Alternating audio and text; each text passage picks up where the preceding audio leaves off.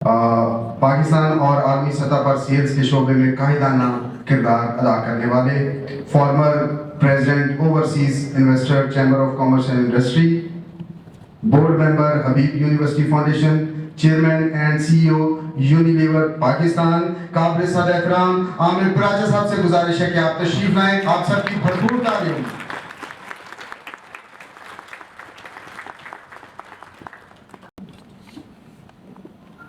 جی السلام علیکم. سب سے پہلے تو آپ لوگوں نے مجھے اتنا شرمندہ کر دیا ہے یہ اتنی تعریف کر کے کہ مجھے جو نہیں سمجھ آ رہا کہ میں اس تعریف کا حقدار بھی تھا کہ نہیں. مگر میں بہت بہت شکریہ ادا کرتا ہوں ظفر صاحب کا کہ ظفر صاحب میرے پیچھے بڑے عرصے سے پڑے ہوئے تھے کہ آپ نے آنا ہے اور میری نااہلی ہے کہ میں نہیں آ پا رہا تھا. تو بہت بہت شکریہ ظفر صاحب کا، احسن کا بہت بہت شکریہ to invite me at this auspicious gathering. And صاحب انجینئر صاحب اور جتنی بھی یہاں پہ آڈینس بیٹھی ہے آپ کا بہت بہت شکریہ کہ آپ لوگوں نے اتنی عزت دی. میں اس عزت کا قابل نہیں ہوں. آپ لوگ کہیں زیادہ مجھ سے معلومات رکھتے ہیں، کہیں زیادہ آپ لوگ مجھ سے زیادہ اہلیت رکھتے ہیں. تو میں قطعاً اس وجہ سے یہاں نہیں کھڑا کہ میری کوئی اہلیت آپ لوگوں سے زیادہ ہے. میں اس وجہ سے کھڑا ہوں کہ میں نے اپنے 25-30 سال میں جو مختلف لوگوں سے سیکھا ہے اور آپ لوگوں سے سیکھا ہے اس کو کچھ شیئر کر سکوں. تو میں آنے سے پہلے سوچ رہا تھا کہ کس موضوع پہ بات کیا جائے، کیونکہ میں نے ظفر صاحب سے پوچھا کس موضوع پہ بات کرنی ہے. تو انہوں نے کہا کہ یہاں پہ آپ کا بزنس مین طبقہ بھی موجود ہے، اسٹوڈنٹ طبقہ بھی موجود ہے، تو آپ دیکھ لیں آپ نے کیا بات کرنی ہے. یونیلیور پہ بہت بات ہو چکی ہے تو میں اس کے اوپر بات کرنا نہیں چاہوں گا. جس پہ بات کرنا چاہوں گا میرے خیال میں آج کل جو ایک ورڈ ہے جس کے اوپر جو مجھے بہت پسند ہے وہ ہے ہوپ، جس کو ہم کہتے ہیں امید. اور اس وقت پاکستان کے اندر ایک بہت نا امیدی کی فضا ہے اور خاص طور پہ اسٹوڈنٹس یہاں پہ بیٹھے ہوئے ہر کوئی اس چکر میں ہے کہ یار میں اس ملک سے باہر نکل جاؤں. آج اگر میں کسی کو بولوں نا اسٹوڈنٹس کو کہ یار کتنے لوگ باہر جانا چاہتے ہیں تو میرے خیال میں 99% تو ہاتھ اٹھا ہی دیں گے. اور ایک بڑی اچھی کتاب ہے اگر آپ لوگوں کو پڑھنے کو ملے، اس کا نام ہے مین سرچ فار دا میننگ. یہ ڈاکٹر وکٹر فرینکل کی کتاب ہے اور یہ صاحب جو جرمنی کے اندر ورلڈ وار 2 کے اندر جو گیس چیمبرز تھے جہاں پہ لوگوں کو ڈال کے لاکھوں لوگوں کو ختم کر دیا گیا تھا، تو یہ اس وار زون میں تھے وہ اور ان کو بھی گیس چیمبر جانا تھا، ان کی زندگی بچ گئی. تو انہوں نے اپنے سامنے بڑے لوگوں کو مرتے ہوئے دیکھا، روزانہ کوئی نہ کوئی مر جاتا تھا. تو انہوں نے اپنی اس کتاب لکھی کیونکہ وہ نکل آیا اس گیس چیمبر سے. تو انہوں نے اس کتاب میں یہ لکھا کہ میں نے بڑے لوگوں کو اس گیس چیمبر سے پہلے مرتے ہوئے دیکھا اور میں نے کسی کی بھی موت کھانے کی کمی کی وجہ سے یا دوائی کی کمی کی وجہ سے نہیں دیکھی. میں نے اگر موت دیکھی تو نا امیدی کی وجہ سے دیکھی. وہ تمام لوگ گیس چیمبر میں جانے سے پہلے ہی ان کی موت واقع ہو گئی بیکاز وہ نا امید ہو گئے کہ میں شاید یہاں سے آزاد نہیں ہو سکوں گا. تو کسی بھی ملک کے لیے سب سے بڑا جو ہتھیار ہے وہ ہے امید.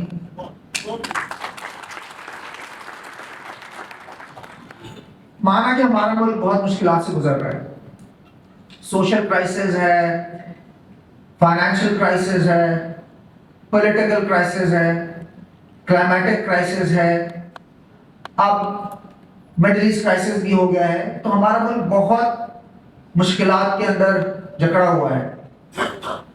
مگر میرے خیال میں اس سے زیادہ خوبصورت ملک کوئی ہے بھی نہیں دنیا میں.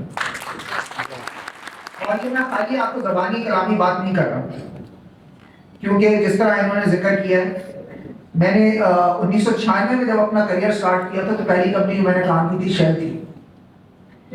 اینگلو ڈچ کمپنی تھی اور دوسری کمپنی کے ساتھ جس کو آج 25 سال ہو گئے یہ بھی اینگلو ڈچ کمپنی ہے. اور مجھے کئی مواقع ملے کہ میں باہر کسی بھی یونیلیور 190 ممالک میں کام کرتی ہے، میرے پاس کئی مواقع تھے کہ میں کسی بھی ملک میں جا کے کام کر لوں. اور مجھے یونیلیور میں باہر بھیجا بھی، میں نے 3-4 سال کام کیا مگر وہ میں جو کام میں گیا باہر کو میں سیکھنے کی نیت سے گیا تھا, میں ملک سے بھاگنے کی نیت سے قطر نہیں گیا تھا. اور جب میرا واپسی ہوئی تو کافی لوگوں نے مجھے ادھر بھی کہا اور یہاں بھی دوستوں نے کہا کہ تم پاگل ہو, تم واپس کیوں آ رہے ہو. یہ سن 2009 کی بات ہے جب یہاں پہ زیادہ وار اور ٹیرر کا زمانہ تھا, سوسائڈ بامبنگ بہت زیادہ ہو رہی تھی, بہت حالات خراب تھے پاکستان کے. آج ہم کہتے ہیں حالات آج خراب ہے, میرے خیال میں حالات اس وقت خراب تھے کیونکہ اس وقت لا اینڈ آرڈر جتنا خراب تھا آج تو لا اینڈ آرڈر بہت اچھا ہے. ہاں آج اکنامک سچویشن تھوڑی خراب ہے. تو شاید تو میرے خیال میں جو, اور میں نے چوز کیا اس ملک میں رہنا اور اس ملک میں کام کرنا, اور اللہ نے بڑی عزت دی, اللہ نے بہت کچھ سکھایا, کیونکہ میرا بلیو ہے کہ میں نے اس وطن کا کوئی حق ضرور ادا کرنا ہے. اور اس کے اندر میرے خیال میں سب سے بڑا جو رول ہوتا ہے نا وہ والدین کا ہوتا ہے. کم از کم میرے کیس کے اندر جو سب سے بڑا جو اگر میں کسی کو کریڈٹ دوں گا تو میں اپنی والدہ کو کریڈٹ دوں گا, کیونکہ انہوں نے مجھے بچپن سے جب بڑا کیا تو ہمیشہ یہ کہہ کے بڑا کیا کہ تم نے پاکستان کے لیے کچھ نہ کچھ کرنا ہے. آج پریشانی کا حال یہ ہو گیا کہ والدین سب سے زیادہ پہلے کہتے ہیں کہ تم نے باہر جانا ہے, بچوں کا قصور نہیں ہے اس کے اندر. اور باہر جانے میں قطعاً کوئی مذائقہ بھی نہیں ہے. میں قطعاً یہ نہیں کہہ رہا کہ آپ لوگ باہر نہ جائیں, آپ بالکل باہر جائیں, آپ سیکھیں, آپ ایکسپوجر لیں اور پھر واپس آئیں. دو قسم کی چیزیں ہوتی ہیں, ایک کہلاتا ہے برین ڈرین اور ایک کہلاتا ہے برین گین, اور ایک اور چیز ہوتی ہے جو کہ کہلاتی ہے برین سرکولیشن. برین ڈرین تو ہے کہ کوئی ملک چھوڑ کر چلا گیا اور وہ کبھی واپس ہی نہیں آیا. برین سرکولیشن کیا ہوتی ہے کہ آپ باہر گئے, آپ نے پڑھا, آپ نے سیکھا اور آپ نے واپس آئے 5 سال بعد 10 سال بعد, اور آپ نے ملک کو جو باہر سیکھا تھا آپ نے اس کو ملک کو لوٹایا. تو باہر جانے پہ قطعاً کوئی اس کے اندر اس میں کوئی مذائقہ نہیں ہے. میں خیال میں جو مذائقہ وہ یہ ہے کہ آپ اپنے ملک کو لیٹ ڈاؤن کرنا شروع کریں. میں پرسوں ایک انسٹیٹیوٹ ہے بڑا زبردست, اس کا نام ہے child life.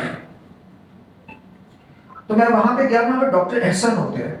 Child life institute ہے, یہ صرف جو ہے جو ایمرجنسی ریلیف سینٹر ہے گورنمنٹ ہاسپٹلس کے اندر بچوں کے لیے, یہ ان کے لیے کام کرتا ہے. اور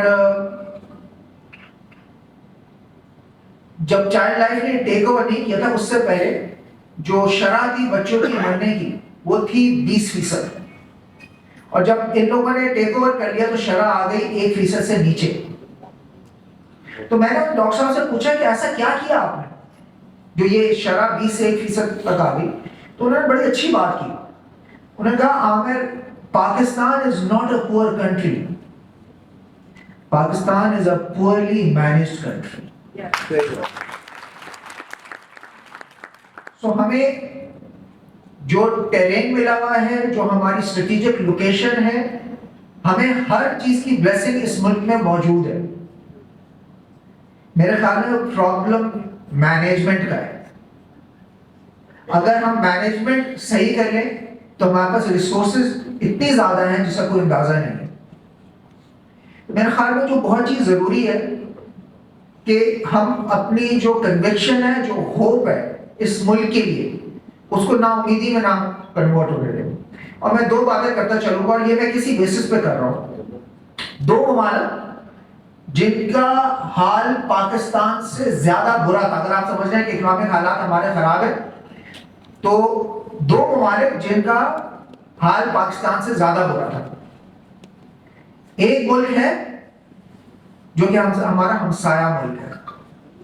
1990 کے اندر ٹوٹل جو ان کے اسٹیٹ بینک ہے, ان کے پاس جو ریزرو تھا 1990 کے اندر $1 ارب. $1 ارب. آج کیا ریزرو ہے ان کے پاس؟ $650 ارب. اس وقت IMF نے ان کو کہا کہ ہم آپ کو پیسے نہیں دیں گے, اور ان کے پاس گولڈ تھا $600 ملین کا جو انہوں نے گروی رکھوایا بینک آف انگلینڈ اور بینک آف سوئٹزرلینڈ کو، کیونکہ آئی ایم ایف نے کہا ہم آپ کو ایک پیسہ نہیں دیں گے. یہاں تو آئی ایم ایف کہہ رہی ہے میں آپ کو $7 ارب دے دوں گی، آئی ایم ایف نے کہا میں آپ کو ایک پیسہ نہیں دوں گی. تو انہوں نے $600 ملین کا گولڈ ریزرو تھا وہ انہوں نے گروی رکھوایا، اور وہ بھی بینک آف انگلینڈ نے کہا کہ میں آپ پہ ٹرسٹ نہیں کرتا، یہ گولڈ جو ہے اس کو آپ ایئر لفٹ کر کے میرے ملک میں پہنچائیں، میرے بینک میں رکھیں، تب میں آپ کو $600 ملین دوں گا. تو پورا گولڈ ایئر لفٹ ہوا، وہ انگلینڈ گیا، وہاں کے مطابق وہاں پہ $600 ملین کو دیے. آج وہ ملک اس وقت دنیا کی سب سے زیادہ گرو کرنے والی معیشت ہے. $650 ارب کے ان کے پاس آج ریزروز ہیں. یہ کہانی نمبر 1 ہے، اور بہت پرانی بات نہیں ہو رہی ہے، صرف 30 سال پرانی بات ہو رہی ہے. اور دوسرا ملک ہے انڈونیشیا. 1997 کے اندر اگر آپ کہہ رہے ہیں کہ ہماری کرنسی کمزور ہو گئی، تو ان کی کرنسی 6 مہینے میں 3 گنا نیچے چلی گئی. جتنی کمپنیاں تھیں انہوں نے راتوں رات وہاں سے وہ نکل گئے. اس قسم کا خون خرابہ ہوا 2 سال، اور یہ تھا پریزیڈنٹ سہارتو کا ٹائم. آج 20 سال بعد انڈونیشیا کی اکانومی جتنی بڑی اکانومی ہے وہ آپ کو اندازہ ہے. تو آپ کو کیوں ایسا لگتا ہے کہ پاکستان ہمسایہ ملک یا انڈونیشین جو اکانومی ہے اس کے مطابق نہیں ہو سکتا؟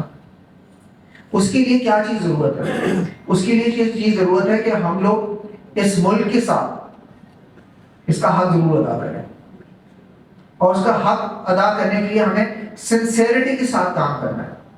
میں برانڈ کا آدمی ہوں، میں ہمیشہ کہتا ہوں کہ پاکستان کا پروڈکٹ برا نہیں ہے، پاکستان کی برانڈ امیج بہت بری ہے. تو ہمیں اپنے پاکستان کی برانڈ امیج پہ کام کرنے کی ضرورت ہے. میں نے باہر کام کیا ہے، پاکستانی اپنے ملک کو جتنا برتعریفی کرتا ہے باہر کے ملک میں نے اپنے ہمسائے ملک کے لوگوں کے ساتھ بھی کام کیا ہے، وہ جتنی تعریف کرتے ہیں یہ ایک تضاد ہے. تو بات سمجھنے کی یہ ہے کہ ہم کیوں ایسا کر رہے ہیں کہ جس تھالی میں کھا رہے ہیں اسی تھالی میں چھید کر رہے ہیں. آگے بڑھنا، گرو کرنا ہر کسی کا فنڈامنٹل رائٹ ہے. یہاں پہ اسٹوڈنٹس بیٹھے ہوئے ہیں، آپ کا رائٹ ہے کہ آپ گرو کریں، آپ کا رائٹ ہے کہ آپ ایکسپلور کریں، آپ کا رائٹ ہے کہ آپ ایکسپوجر لیں، آپ کا رائٹ ہے کہ آپ باہر کے ملک جائیں، سیکھیں. مگر آپ کا ساتھ یہ بھی رائٹ ہے کہ آپ نے اس ملک کو ریٹرن میں کیا دینا ہے. آپ نے یہ نہیں پوچھنا کہ اس نے ملک نے مجھے کیا دیا، آپ نے یہ سوال کرنا ہے میں نے اس ملک کو کیا دیا. کیونکہ اگر ہر کوئی یہی سوال کرتا رہا کہ اس ملک مجھے کیا دیا، تو میرے خیال میں بہت زیادہ تکلیف بڑھ جائے گی. ہر کوئی باہر جانا چاہتا ہے، یہ بھی میں آپ کو ساتھ ایک اسٹیٹسٹکس شیئر کرتا چلوں. پچھلے 75 سال کے اندر اس وقت جو پاکستانی لوگ جو باہر رہ رہے ہیں، امریکہ کے اندر، لندن کے اندر، مڈل ایسٹ کے اندر، جہاں بھی کہہ رہے ہیں آپ، ٹوٹل جو پاکستانی لوگ رہ رہے ہیں ان کی ٹوٹل تعداد ہے 1 کروڑ. یعنی 1 کروڑ پاکستانی لوگوں کو لگا باہر جانے میں 75 سال. پاکستان کی آج آبادی کتنی ہے؟ 24 کروڑ. پاکستان کی جو گروتھ ریٹ ہے اس کے مطابق ہر 3 سال میں پاکستان ایک کراچی جتنا شہر آباد کرتا ہے 3 سال میں.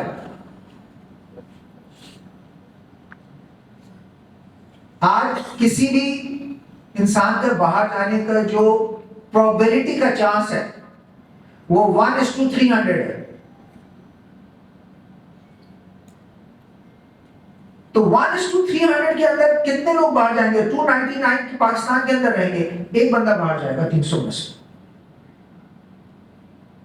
تو اس سے اچھا یہ نہیں ہے کہ ہم یہیں پہ اپنی تمام جو انرجی ہے، اپنا جو ٹیلنٹ ہے، اپنا جو انٹلیکٹ ہے، ہم یہاں پہ لگائیں تاکہ ہمارا ملک ترقی کر سکے. اور ہمیں ضرورت ہے یگسٹرز کی. میں خاص طور پر یگسٹرز کے بات کر رہا ہوں, because 65% of the Pakistan population is below 25 years. 65% population کی پاکستان کی 25 سال سے نیچے لوگوں کی ہے. تو بہت چیز ضروری ہے کہ ہم اس ملک کے اندر انویسٹمنٹ کریں. اور یقین مانے میں پیچھے مڑ کے دیکھتا ہوں, مجھے قطعاً کسی چیز کا ریگریٹ نہیں ہے کہ کاش میں باہر چلا جاتا. مجھے اس ملک نے جتنی عزت دی ہے اور مجھے اس ملک سے جتنی باہر عزت ملی ہے, میرے خیال میں شاید میں باہر ہوتا تو میں کوئی مجھے پہچانتا نہیں. تو میرے خیال میں جو سب سے چیز ضروری ہے کہ ہم کس طرح اس ملک کے لیے کام کریں اور کس طرح ہم مینجمنٹ امپروو کریں, کس طرح ہم سنسیریٹی کے ساتھ کام کریں. ہاں پرابلمس ہیں, بہت سارے پرابلمس ہیں, بہت پرابلمس ہیں, مگر بہت اچھائیاں بھی ہیں, بہت اچھے کام ہو رہے ہیں. جتنا چیریٹی کا کام پاکستان میں ہوتا ہے دنیا میں اتنا چیریٹی کا کام نہیں ہوتا.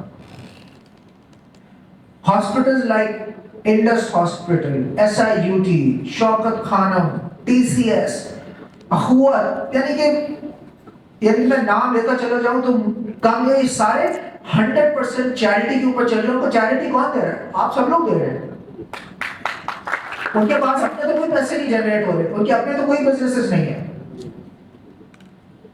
مگر لوگ یہاں پہ کام کر رہے ہیں. میرا جانا ہوا کافی عرصے سے میرے ساتھ کہا تھا کہ آپ JPMC چلیں, کراچی کے اندر ہے JPMC, جنا پوسٹ میڈیکل سینٹر, گورنمنٹ کا ہے. میں بچپن میں گیا ہوں گا میرے خیال میں. آپ سوچ سکتے ہیں گورنمنٹ ہاسپٹل کس طرح ہوگا. میں انہوں نے کہا آپ آئیں میرے پاس. تو ہم گئے, ایک سیکشن ہے وہ کہلاتا ہے سائبر نائف. اور سائبر نائف کیا ہے؟ Cyber knife is a robot, and one robot cost $5 million. And they have 5 robots. And all robots are given in charity.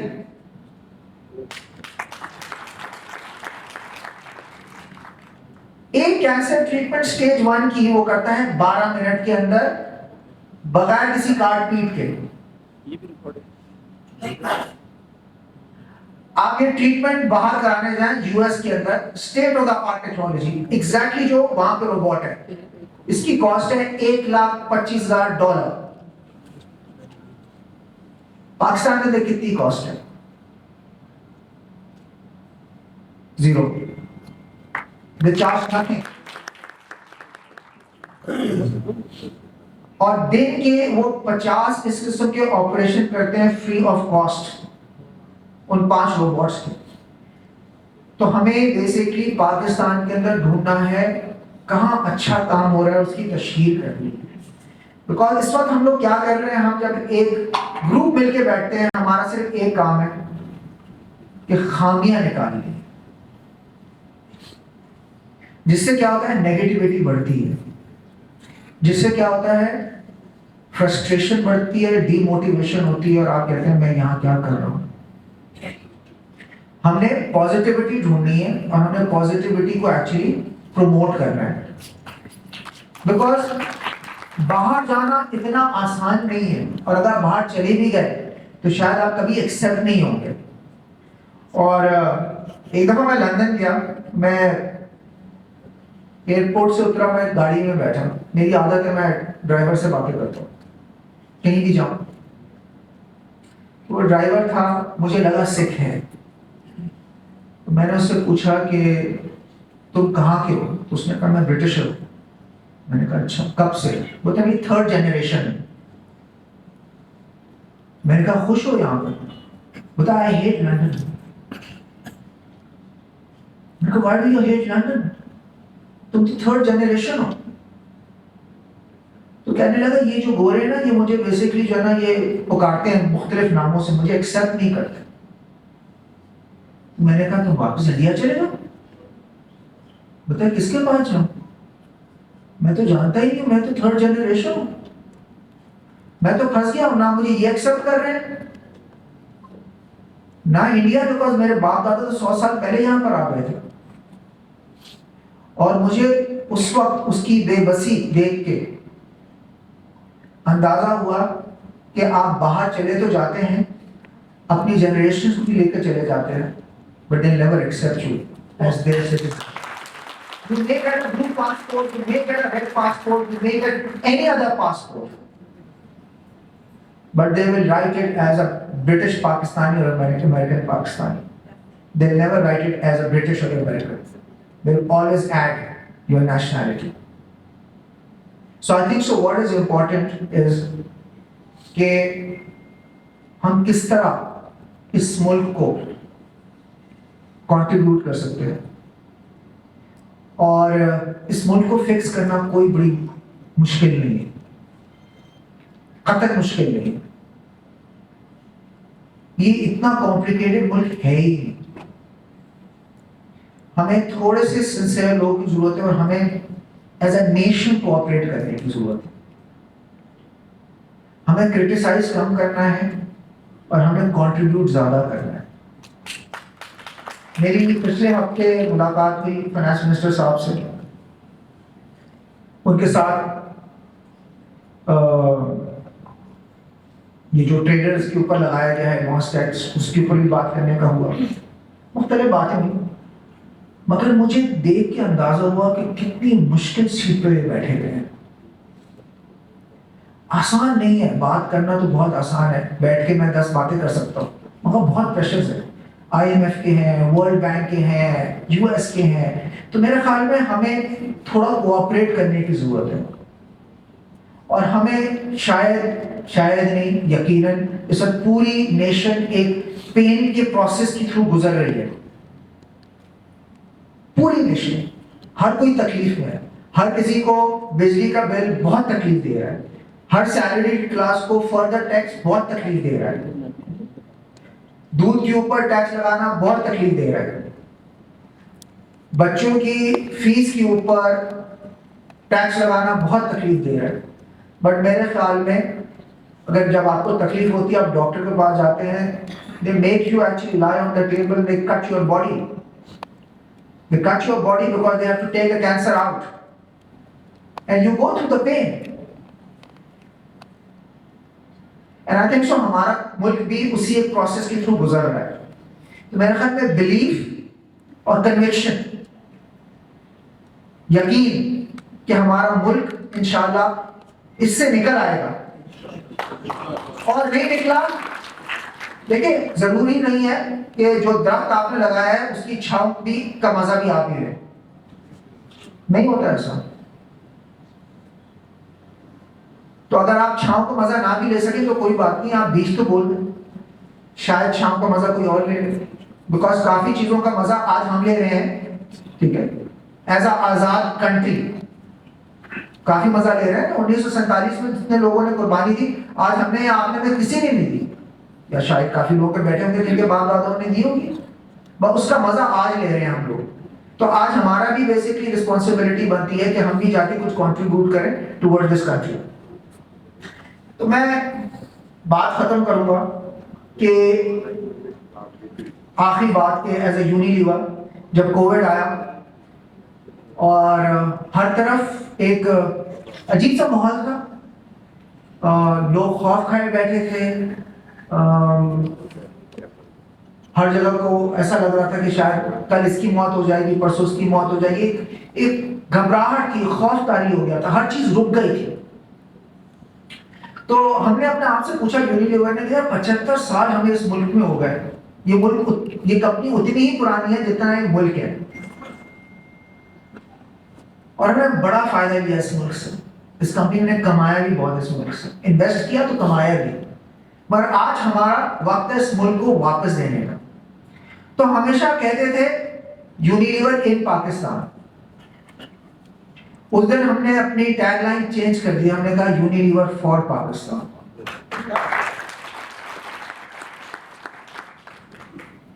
اور تب سے پہلے بھی تھے, اب ہمارا ہمیشہ یہ کوشش ہوتی ہے کہ ملک کا فائدہ پہلے ہونا چاہیے، پھر کمپنی کا فائدہ ہونا چاہیے، اور آخر میں انفرادی فائدہ. اور جب تمام عوام اس طرح سوچنا شروع کر دے گی کہ ملک کا پہلے فائدہ پھر میرا لاس ہو جائے مگر ملک کا لاس نہ ہو، تب تو یہ ملک اس تکلیف سے باہر نکل آئے گا. مگر اگر میں نے کہا پہلے میرا نفع اور پھر ملک کا نفع ہو یا نہ ہو یا نقصان ہو، یہ ملک کبھی بھی ان مسائل سے باہر نہیں نکل سکے گا. تو میں تو بہت پر امید ہوں، ایکچولی میں بہت پر امید ہوں کہ ہمیں بیسکلی یہ جو اتنی ساری فنڈنگ ملتی تھی وہ ملنا بند ہو گئی ہے. کیونکہ جب تک فنڈنگ مل رہی تھی تو ہم ظاہر بات ہے کسی اور کے پیسے تھے لگا بھی اسی طرح رہے تھے. اب ہمیں خود فنڈ جنریٹ کرنا پڑ رہا ہے. تو انشاءاللہ تعالیٰ ہم اس سے نکل آئیں گے. اور میری آپ لوگوں سے ریکویسٹ ہے ٹو اسٹے پازیٹیو. نا امیدی ہمارے دین میں بھی منع ہے. ہمیں امید اور ہوپ کے ساتھ رہنا ہے، اور پرٹیکولرلی لائف کے اندر سکسیسفل ہونے کے لیے. اور یہاں پہ ماشاءاللہ بڑے سکسیسفل لوگ بیٹھے ہوئے ہیں، ٹھیک ہے، اور اب پیچھے جو اسٹوڈنٹس بیٹھے ہیں انشاءاللہ تعالیٰ آپ لوگوں کا دور آ رہا ہے. اس کے لیے ہوپ بہت ضروری ہے، اس کے اندر میچورٹی بہت ضروری ہے، اس کے اندر پیشنس بہت ضروری ہے. بیکاز سکسیس آپ کو اپنے ٹرمز پہ نہیں ملے گی، آپ کو اپنی مرضی کے وقت پہ نہیں ملے گی. وقت تعین ہے، آپ کو ملے گی، مگر آپ نے محنت کرتے رہنا ہے. وہ آپ کے قدم پہ آ کے گرے گی، اور یہ گیون بات ہے، یہ ہر کسی کے حصے میں لکھا ہے. یہ آپ پہ بیسکلی ڈپینڈنٹ ہے کہ آپ کتنے بڑے فائٹر ہیں. آخری بات کروں گا کیونکہ میری فلائٹ بھی ہے، میں نے موو کرنا ہے. ہماری ملاقات ہوئی انضمام کے ساتھ. ہمارے پریزیڈنٹ آئے ہوئے تھے، تو انہوں نے کہا ہمیں انضمام سے ملنا ہے. وہ انڈین ہے، سنجیو مہتا نام ہے ان کا، بگ فین آف پاکستان. تو انہوں نے کہا وہ بڑے کرکٹ کے شوقین ہیں، انضمام سے ملنا ہے. تو ہم ان کو انضمام سے ملوانے لے کے چلے گئے. تو انہوں نے انضمام کو کہا کہ انضمام کوئی ایسی بات تو بتاؤ کہ میں واپس جا کے لوگوں کو بتاؤں، کوئی ایسی بات سکھاؤ کہ میں واپس جا کے بیسکلی اپنے لوگوں کو سکھاؤں. تو انضمام نے کہا کہ کل کی بات میں آپ کو بتاتا ہوں کہ میرا بیٹا جو ہے وہ کرکٹ کھیلتا ہے. تو کرکٹ کھیل کے شام کو آیا تو کھانے کے ٹیبل کے اوپر جب کھانا مل کے بیٹھ کے کھاتے ہیں تو نہیں آ رہا. تو میں نے اپنی وائف سے پوچھا کہاں ہے. اس نے کہا کہ اس کا موڈ خراب ہے، اس کا میچ میں ہار گیا تو اس وجہ سے کمرے میں ہے. انضمام کہنے لگے میں کمرے میں چلا گیا. تو وہ بڑا ہی اداس بیٹھا. میں نے کیا ہوا؟ بولتا ہے کہ میں میچ میں ہار گیا اور لوگ مجھے کہہ رہے ہیں انضمام کا بیٹا دیکھو ہار گیا. تو اس نے کہا کہ میں نے اس کو ایک واقعہ سنایا کہ آسٹریلیا میں ہم تھے اور وسیم اکرم جو ہے اس کو بڑے چھکے پڑے. تو بولتا ہے رات کو میں گیا تو وسیم بھائی اکیلے بیٹھے ہوئے تھے. تو میں جا کے وسیم بھائی کے ساتھ بیٹھ گیا. وسیم بھائی کیا حال ہے؟ تو وسیم بھائی کا آگے جواب دیا کل میں اس کو نہیں چھوڑوں گا. میں نے آگے کیا جواب دیا کل میں اس کو نہیں چھوڑوں گا. تو انہوں نے کہا کس کو نہیں چھوڑیں گے؟ مگر جس نے چھکے لگائے.